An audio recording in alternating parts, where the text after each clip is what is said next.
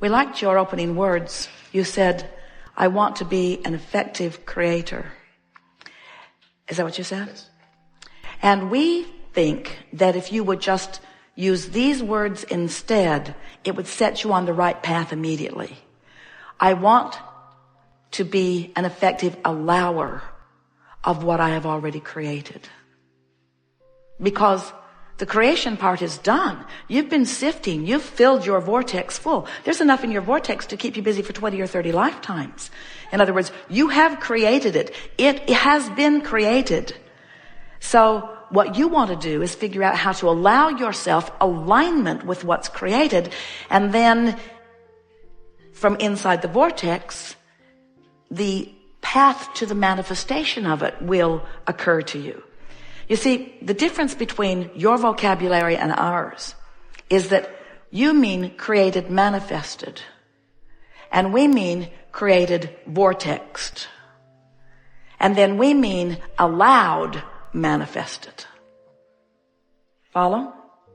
It's in there. We were visiting with a beautiful woman recently who has been wanting to get pregnant. Not getting pregnant, not getting pregnant, not getting pregnant, wanting to be pregnant, wanting to be pregnant. Several conversations with her over a period of years about it. And then last time we saw her in Los Angeles, she announced to us and to several people in the audience who knew her, they'd been following the saga of her pregnancy for a while. I'm 4 months pregnant, she announced. And of course she and everyone else was delighted. And as the day went on, we took opportunity to point out several things around the pregnancy. We pointed out to her that even though she is now elated because she is no longer wrapped up in the absence of baby, she still doesn't have a baby in her arms yet.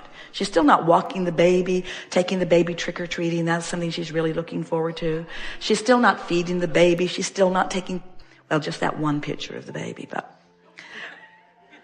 she doesn't actually have the baby experience yet in the way she wants it. And so we said to everyone, your vortex is pregnant with all of your desires.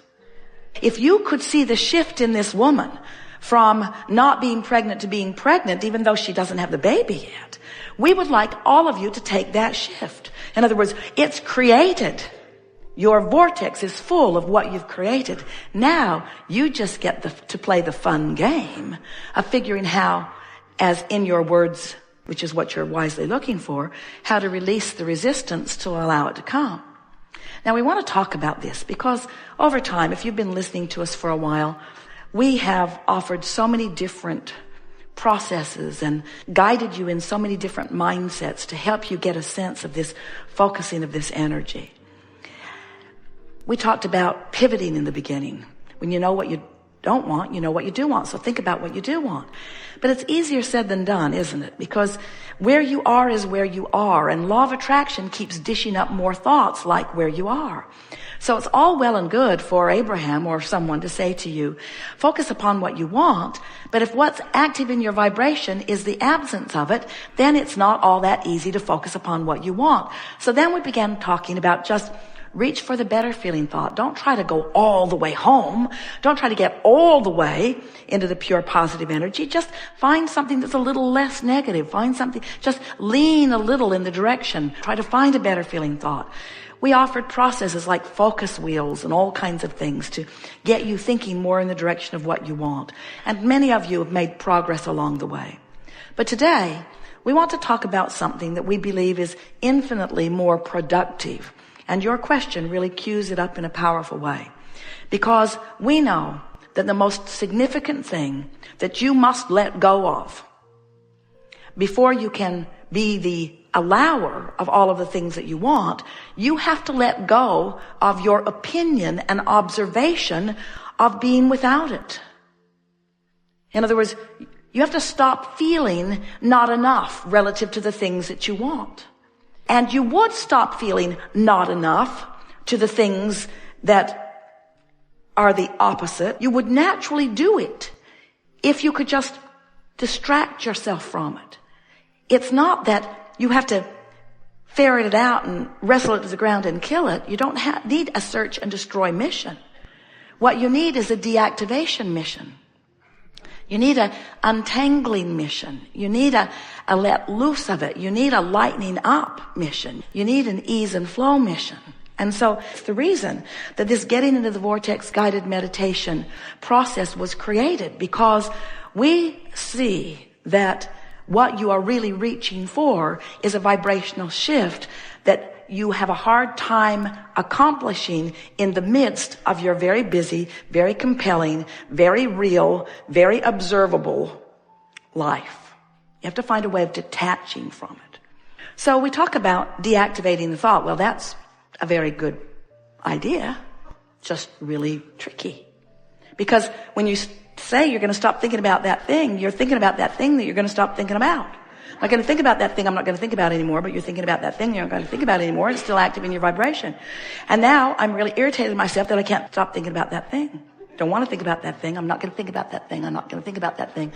I'm not going to think about that thing. I'm not going to think about that thing. I'm not going to think about that thing. I'm not going to think about that thing. I'm thinking about that thing. Oh, I'm thinking about that thing.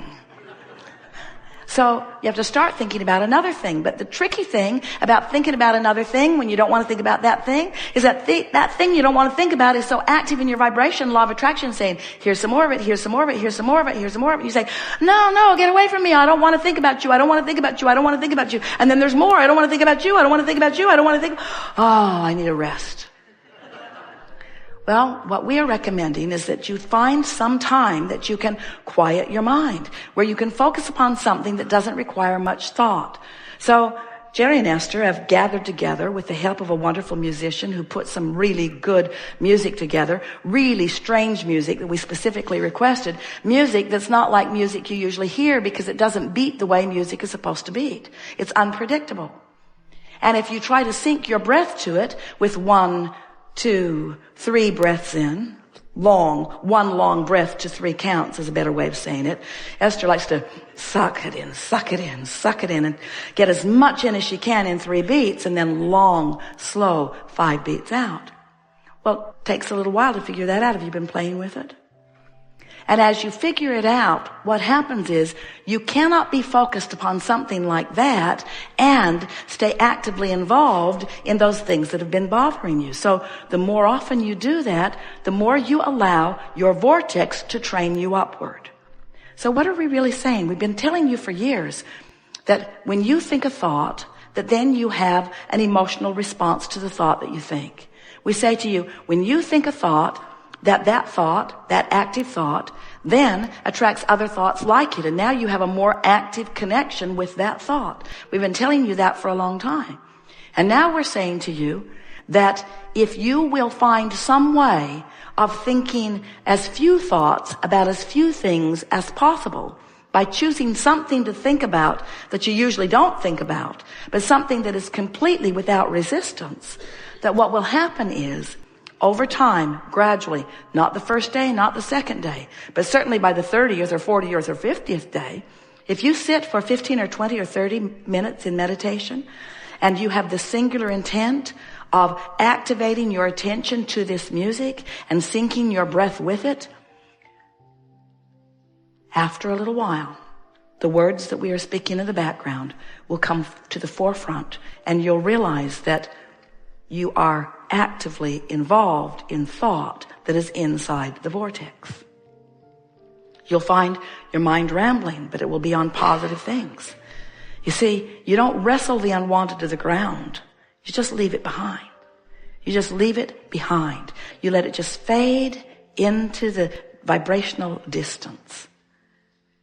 Every thought that's ever been thought still exists. So we're not going to tell you it's gone forever, because you could talk to an old friend, listen to an old song. You could look through some old photo albums. You could focus it back in, but you won't focus it back in to where it was to begin with letting it go. In other words, it takes a while to let it go, and it would take a while to bring it back.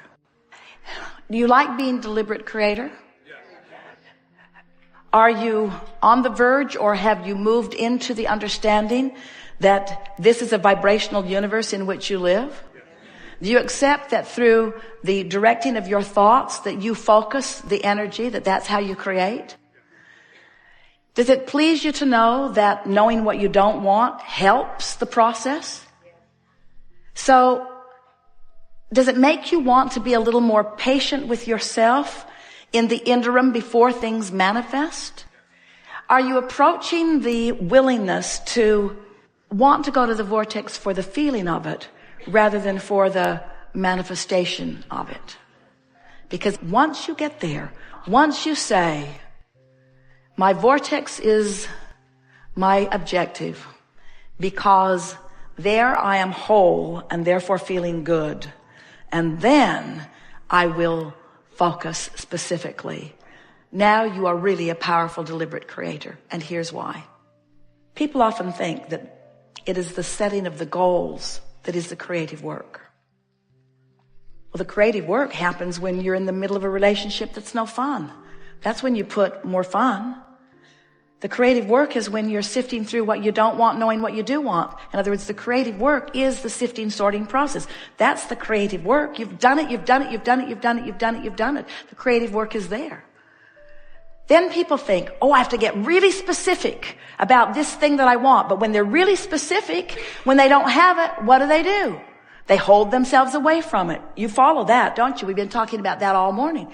So when they're not in the vortex and they're really specific about what they want, I want this person to be this tall and have this much money and have this color of eyes and to call me this and to do these things and to have this agenda and to have this heart. When you're saying all of those things and you're not in the vortex, but you're being specific because you think you're supposed to be specific, because that surely must be what deliberate creating is, you just hold yourself out there, having more experiences you don't want, more experiences that you don't want. Too specific. But then you get general. You quiet your mind, you bask more, you have a massage, you put your feet in the water, you pet your cat, you listen to the meditation CD, you listen to music, you do more of those things that ratchets the specifics down. So you're more general. And then you flow right into the first lock of the vortex canal. And now, when you think about what you want, you do it because it feels good to think about what you want, not because you're trying to be specific in order to make things happen. Can you hear the difference? Now you're talking about it because it feels good. Now you're talking about it because you can't stand not to talk about it. Now you're talking about it because it's who you are and it's what's showing itself to you. Now you are going with the flow of it. Are you following what we're getting at? This is such an important distinction. You want to get into the vortex and then be specific. So the rule of thumb has always been, be as specific as you can be and still feel good. And when you're not in the vortex, you can't be specific at all and feel good. But once you get into the vortex, that's when you want to start talking about it. Jerry and Esther will get into a moment in time where they're feeling so good, where something that has happened is feeling so good, and they will just milk it. Anybody listening in would think they had lost their minds because it feels so good to just keep reiterating over and over again how much I love you and how good life is and how fun this is and wasn't that good, and did you hear what she said, and did you see the look on her face when she said it, and did you see the look in his eyes when he heard it, and did you see how we all laughed when we did it, and do you remember what it was like when we were floating on that river, and do you remember the river guide and how clever he was and brought us right up to the edge, and I climbed right out on the boat and the sloth was hanging right down in a branch, and I looked at him and he looked at me and he moved his head and he moved his arms so slowly as if to say, I love you too. Jerry and Esther have had that conversation 15 or 20 times since they had their up close and personal relationship with the sloth on the Amazon River in Costa Rica. In other words, they just keep milking it. Eric was the man who was driving the boat. He would say, can you see that crocodile? What crocodile? He would put his laser beam on it and he would shine a light right on the eye of the crocodile. And then the crocodile would look at them and they would look at it, and it would look at them and they would look at it. Just milking magnificent moments. You see what we're getting at? Do all of your offering of consistency and of focusing once you're sure you're in the vortex, and watch the power and the leverage of the energy that creates worlds help you manifest anything that you want endlessly, eternally. Good time for a segment of lunch.